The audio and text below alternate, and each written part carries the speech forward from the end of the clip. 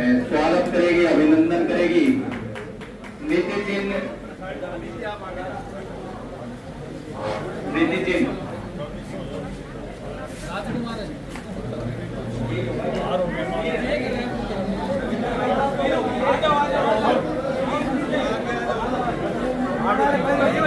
आदरणीय हमारे प्रदेश अध्यक्ष ओम प्रकाश धनखड़ जी की व देश के यशस्वी प्रधानमंत्री नरेंद्र मोदी जी की सामूहिक तस्वीर दे करके भिवानी व्यापार यूनियन के जितने भी प्रधान हैं वो सामूहिक रूप से स्वागत।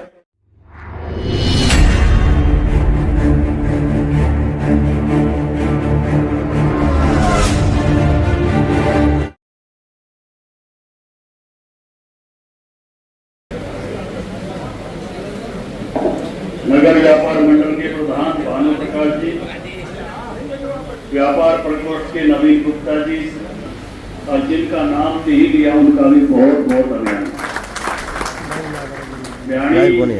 मेरा अपना शहर है, भिवानी में भी बहुत इंस्पेक्टर वगैरह सब दावे करते होंगे, लेकिन मेरा नहीं।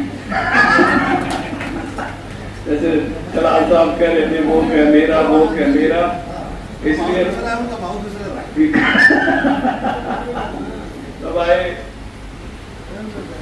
बहुत वर्षों तक मुझे भिवानी का जिला अध्यक्ष बनने का मौका मिला और भिवानी से ही सारी राजनीति प्रदेश का महामंत्री, पार्टी का राष्ट्रीय सचिव, बहुत लंबे समय तक भिवानी के कार्यकर्ताओं के साथ और भिवानी के लोगों के साथ जुड़े रहने का मुझे अवसर मिला। और भिवानी व्यापारियों की नगरी है और भिवानी वाले भिवानी में नहीं पूरे देश में मिलते हैं। मैं एक बार पहली बार विदेश गया 1992 में, भूटान गया। अशोक जी सिंगल जी ने मुझे भेजा था। जब उनका पहला शहर है फुक्सोली, उसमें घुसा तो सामने दुकान थी भिवानी पुस्तक भंडार। मैं वो दुकान पर गया, मैंने कहा मैं तो बड़ा लंबा चल के सिलीगुड़ी से भाई बस यहाँ फुक्सोली आया था, तू भाई यहाँ भिवानी पुस्तक भंडार तो हमारी फील्ड दिलानी गाड़ी में भिवानी में हूँ, भिवानी से आया। तो ये भिवानी वाले पूरे देश में मिलते हैं और यही सबसे बड़ी वैशिष्ट्य है व्यापारी समाज की। इस देश में राष्ट्रवाद को किसी ने खड़ा किया तो व्यापारी समाज ने खड़ा। इस देश की एक मजबूत रखी। अभी तो ऑर्गेनाइज्ड, जिसको मैं कहूंगा कि डिस्ट्रीब्यूशन की चेन आने लगी, लेकिन इस देश में कोई ऑर्गेनाइज्ड डिस्ट्रीब्यूशन की चेन नहीं थी। 4 करोड़ व्यापारी जंगलात में, पहाड़ों में, भारत के किसी भी कोने में घर था, समुद्र के किनारे पर, वहां जरूरत की हर चीज पहुंचाता था कि भारत के व्यापारी की ताकत। ये कोई छोटी बात नहीं है।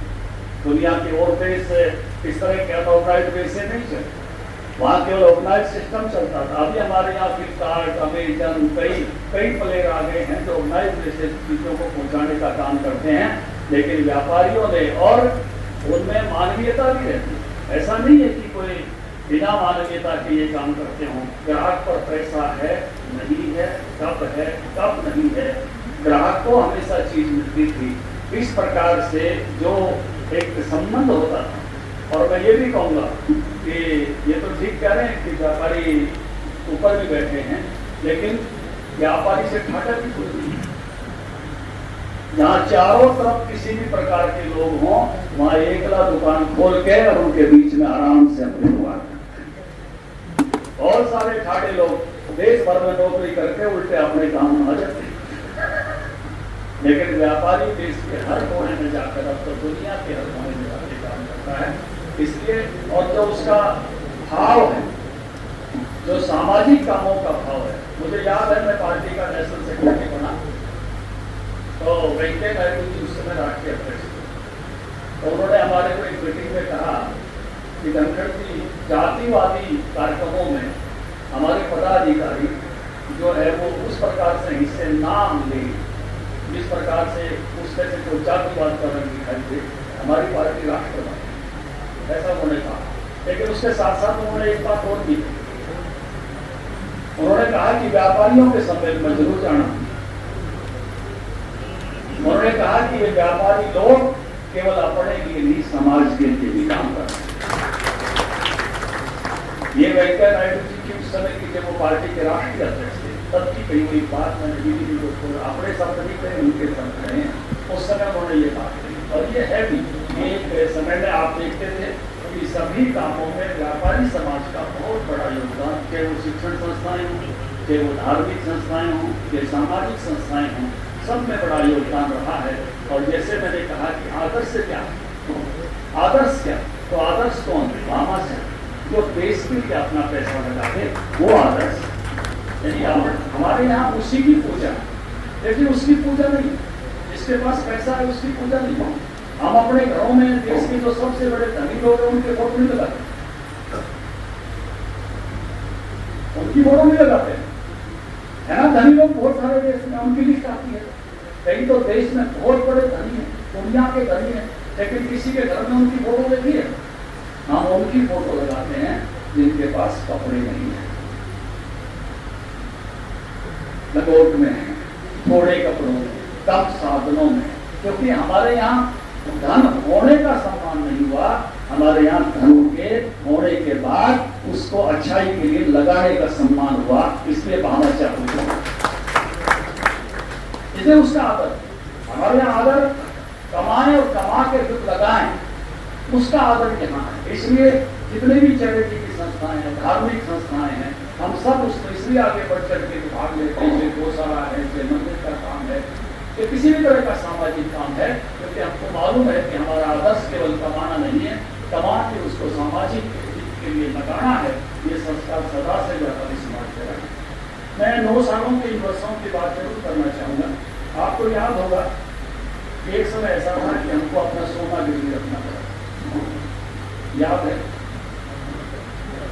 चंद्रशेखर के टाइम डे टू डे के खर्चे मुश्किल हो गए और आज हम दुनिया की 5वें नंबर की अर्थव्यवस्था है और हमारी ग्रोथ रेट 6% से ऊपर।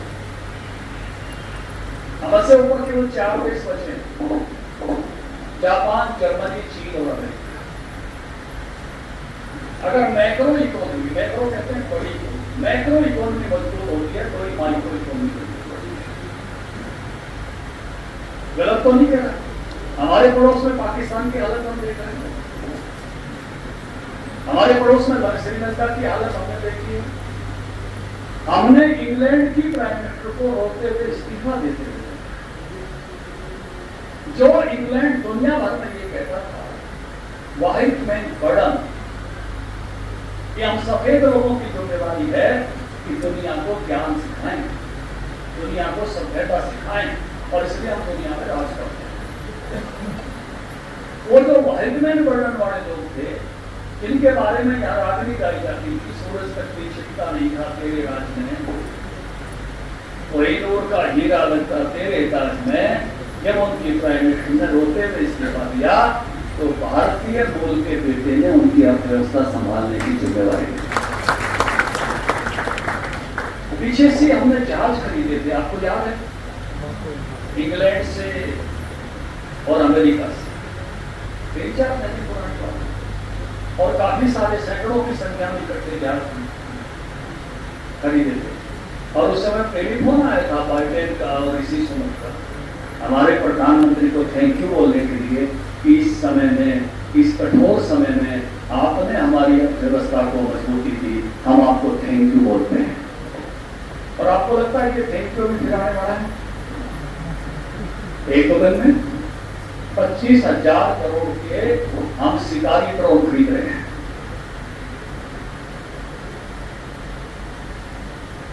और शिकारी ड्रोन ऐसी चीज है जिसमें पायलट बैठने की जरूरत नहीं, और कितनी दूर तक, हजारों मील तक, यहाँ बयानी में बैठे बैठे भी पायलट उससे मार करवा सकता है। और अमेरिका से वो ड्रोन का सौदा कल सारे चैनलों में भरा पड़ा था। हमारी जो है खबरें उसमें थी कि वो ड्रोन केवल अमेरिका पर ही है, अन्य किसी देश पर नहीं है। ऐसे शिकारी ड्रोन जो कहीं भी जाकर दुनिया के किसी भी हिस्से में जाके मार कर सकते हैं, पायलट जाने की भी जरूरत नहीं है। ये भारत की मजबूत इकोनॉमी के लक्षण है।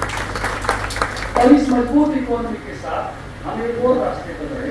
जरूर एक बदलाव से तकलीफ होगी, लेकिन बदलाव के बाद उसका आनंद लिया। डिजिटल इकोनॉमी की तरफ हम बढ़े, एक नंबर की इकोनॉमी की तरफ बढ़े। देखिए आप एक बार आराम से सोच लीजिए, जरूर सोच लीजिए इस पॉलिसी को। मुझे लगता है कि जितने भी छोटे व्यापारी हैं उनको 2 नंबर की बजाय 1 नंबर से ज्यादा सूट है, बड़े वाले को हो सकता है 2 नंबर से ज्यादा सूट है। गलत तो नहीं कर कि जितना काम 1 नंबर का होगा उसमें आप ज्यादा गौरवपूर्ण रहोगे, आदरपूर्ण रहोगे, सुखी रहोगे। और इसलिए मौलवी जी इस रास्ते पर पड़े कि आज छोटे से छोटा आलू और बेचने वाला भी वहां भीम ऐप लगाए, वहां यूपीआई से पेमेंट ले रहा है, गन्ने का रस बेचने वाला भी यूपीआई से पेमेंट ले रहा है, कोई छोटी से छोटी दुकान पे भी मूंगफली वाले के पास भी यूपीआई की पेमेंट का जो है वो QR कोड बना हुआ है, क्विक रिस्पॉन्स और उसके पास है। ये बदलता हुआ भारत हमने अपने सामने देखा है। छूटे पैसे की दिक्कत हो, अभी तो मैं जो और भी आना दूंगा, मैं मेरे हल्के में एक काटने गाँव है, वहाँ दादा भैया के उस धर्म पर गया, तो वो रसीद तो लेकर बैठते ही हैं, जो कि सारा गांव मिलकर करता है, तो सब आने वाले चंदा भी देते हैं, लेकिन इस बार उन्होंने QR कोड भी लगाया हुआ है। फोटो भी दी मैंने उसकी, मैंने कहा भी तुमने धार्मिक काम मैंने इसको शुरू किया, मुझे आनंद होगा। तो ये जो इतना बड़ा डिजिटल माध्यमों से शुरू हुआ है, तो डिजिटल जब माध्यम या डायरेक्ट चीजें नहीं होती तो उसका जो अंतर है वो राजीव गांधी के बयान में और वर्तमान में किसान सम्मान निधि में साफ दिखाई देता है। गांधी जी ने कहा था कि हम 1 रुपया भेजते हैं तो 15 पैसे भेजते हैं, हम 2000 भेजते हैं तो 2000। ये अंतर है। तो रास्ते की पाइपलाइन ही उनको हजम कर जाती है।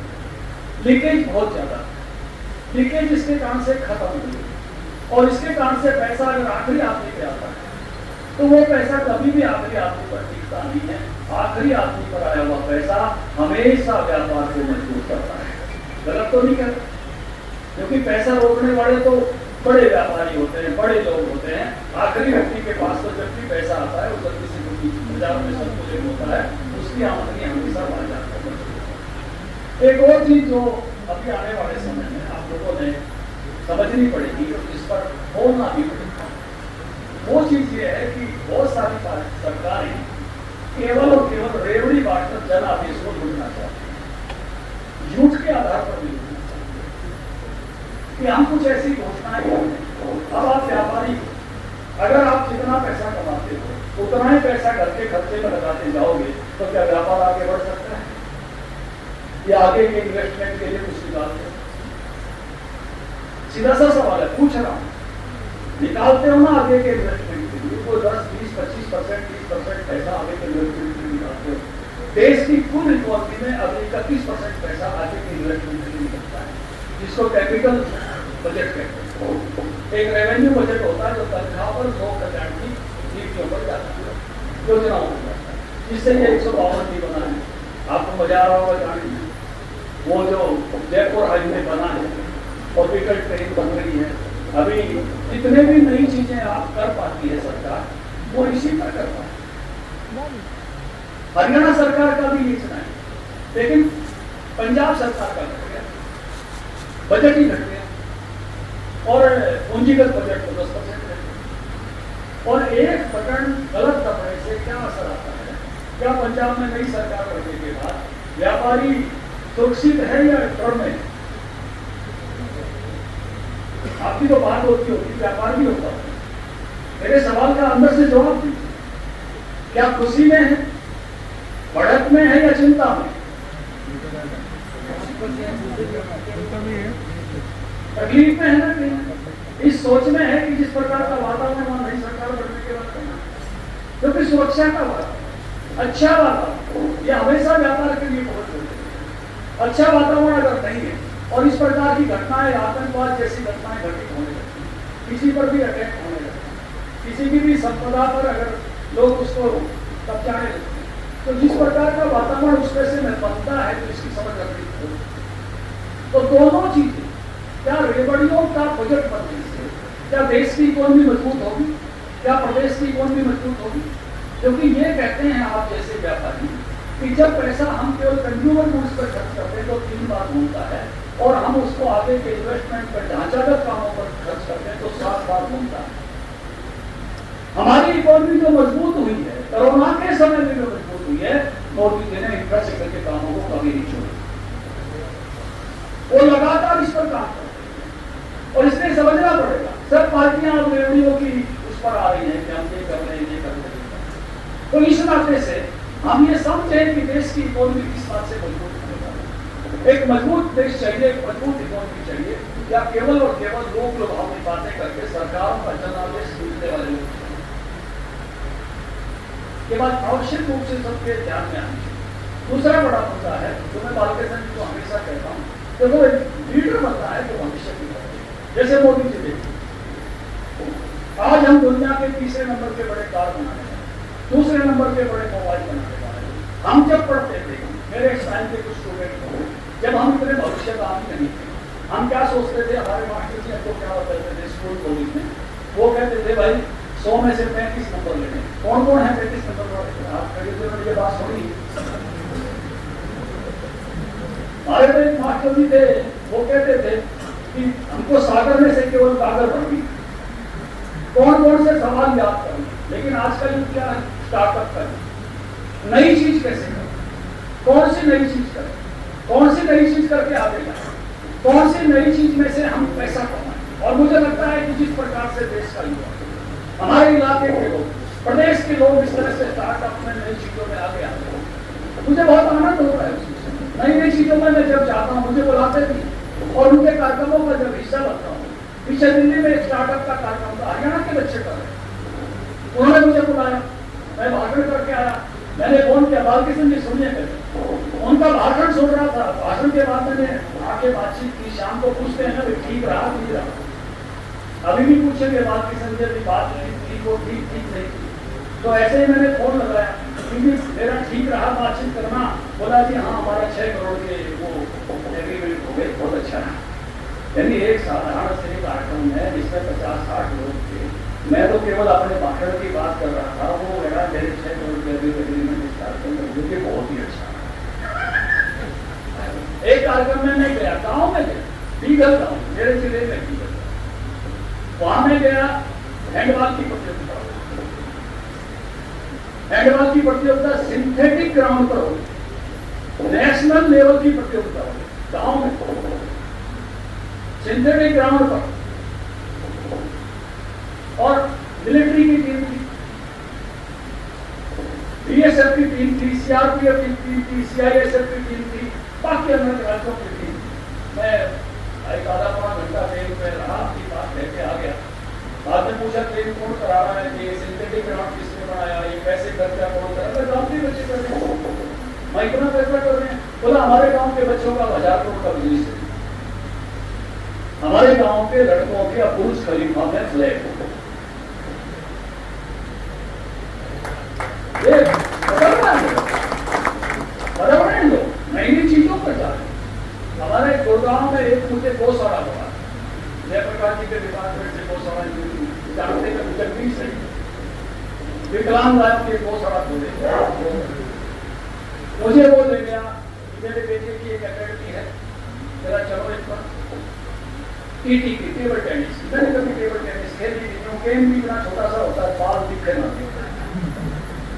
लेकिन मेरा एक पुराना गौ सेवा आयोग का सदस्य मैंने भी बना कर रखा था, वो मुझे ले जा रहा था, मैं उसको चुप करने में मैं गेम वेम देखा, फोटो तो साधारण था।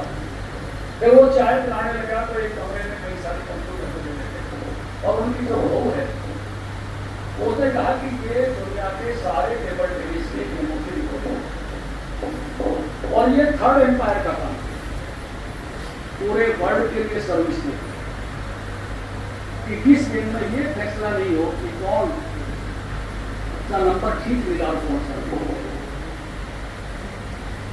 मुझे बड़ी खुशी हुई कि इस लेवल की सर्विस और एक साधारण परिवार से आए हुए बच्चे। बाद में वो कुछ दिन बाद आया कि एक वर्ल्ड लेवल का टेनिस का गोवा में टूर्नामेंट है, और हमारे बच्चों को भी उसमें पार्टनरशिप दे दी है WTT में। चतुपा करके हमारी ये यहाँ पे वो है, गोवा में होगा, और आप जरा हमारी मदद करो।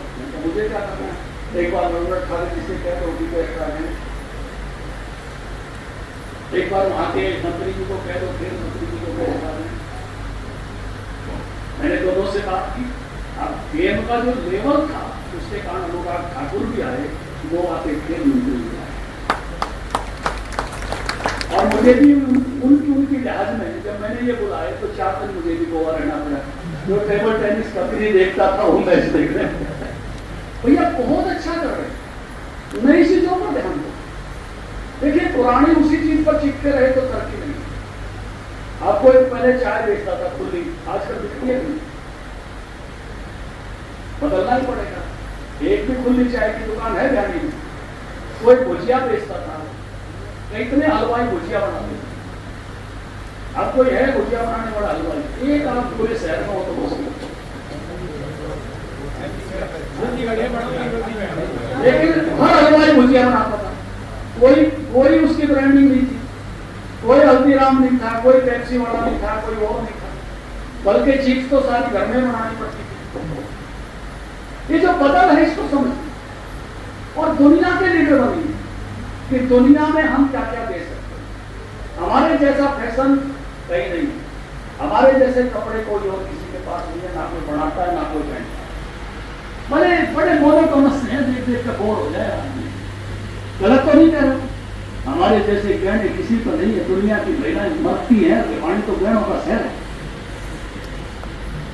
गलत तो नहीं कह रहा, हमारी जैसी टोन कहीं नहीं है, हमारे जैसे भोजन नहीं है दुनिया में। हमारे व्यंजन भी जहां होते हैं लोग उन पर जो है पूरा भीड़ लगी रहती है इंडियन भोजन पर। हमारे जैसे भोजन कहीं नहीं, हमारी जैसी कल्चर में कहीं नहीं है। इसलिए हमारा हर बाबा कामयाब है, कोई भी चला जाए, हर बाबा, क्योंकि हमारे जैसा ज्ञान है नहीं। हम ही उस भगवान को बना ले, हम ही पूज ले, हम ही समुद्र में डाले, नदी में डाले। किसी भी पत्थर को 5 मिनट पहले, किसी भी मिट्टी की डली को 2 मिनट पहले वह मिट्टी की, 2 मिनट बाद वो गणेश जी, ठोक मारो गणेश जी।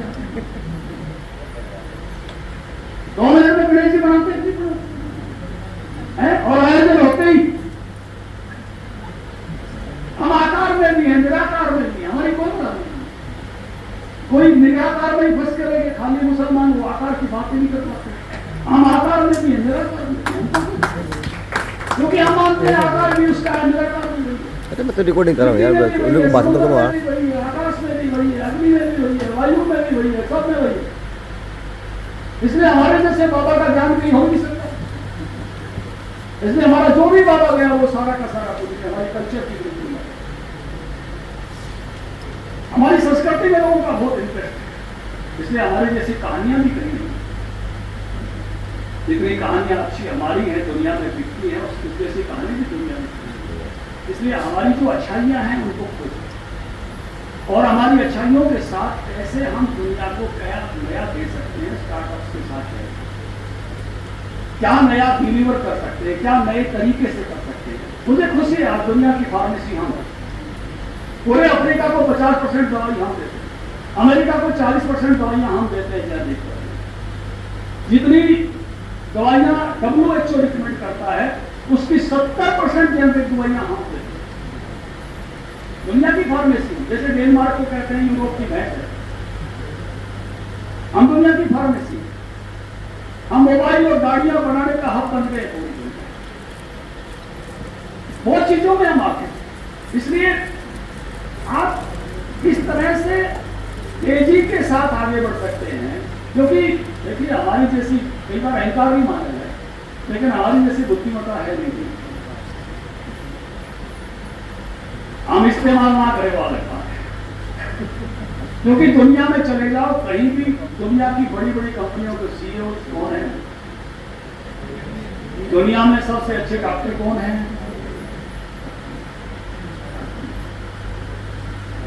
इसलिए हम बाहर जाके किसी और माहौल में अपनी पूरी बुद्धि का इस्तेमाल कर लेते हैं।